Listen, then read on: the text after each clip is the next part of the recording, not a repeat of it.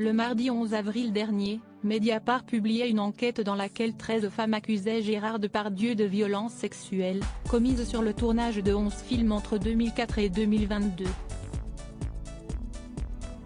Des témoignages qui sont le fruit de plus d'un an d'investigation et qui interviennent après la publication d'un message sur Twitter de l'actrice Charlotte Arnoux en 2022. Cette dernière affirmait avoir été violée par Gérard Depardieu en août 2018. « Aujourd'hui, j'ai besoin de vivre dans la vérité. Je vis cachée dans le silence. Ce n'est plus supportable. J'ai besoin de m'exprimer.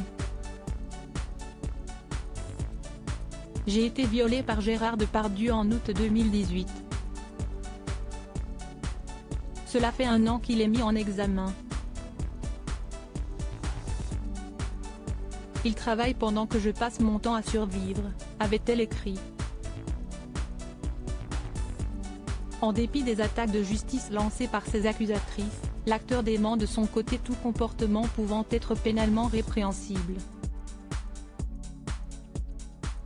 S'il demeure présumé innocent, le comédien franco-russo-émirien, qui sera bientôt à l'affiche du film Umami de Sloniso, dans la peau d'un chef cuisinier, doit néanmoins faire face à quelques répercussions. Après la sortie de cette enquête, les équipes de ce long-métrage, dans lequel Gérard Depardieu apparaît dans 90% des scènes, ont dû prendre des dispositions particulières. S'ils ont pendant un temps songé à annuler la sortie du film, le distributeur a pris la décision de priver le compagnon de Clémentine Higou de promotion.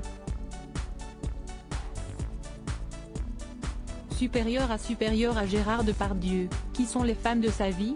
On ne peut pas faire comme si de rien n'était. Quand j'ai lu l'enquête de Mediapart, j'ai tout de suite appelé le producteur et le réalisateur pour m'assurer qu'il ne s'était rien passé sur le tournage. Ils m'ont dit que non, explique Jérôme Hilal, président de Zing, la société qui distribue le film, dans les colonnes du Parisien en kiosque ce samedi 22 avril. On s'est ensuite posé la question d'annuler la sortie. J'ai décidé de la maintenir car ce film est une œuvre collective, fabriquée pendant le Covid avec un petit budget et beaucoup d'énergie. S'est-il ensuite justifié. Finalement, il a été décidé que l'acteur de 74 ans ne participerait pas à la promotion du film, dont il sera complètement écarté.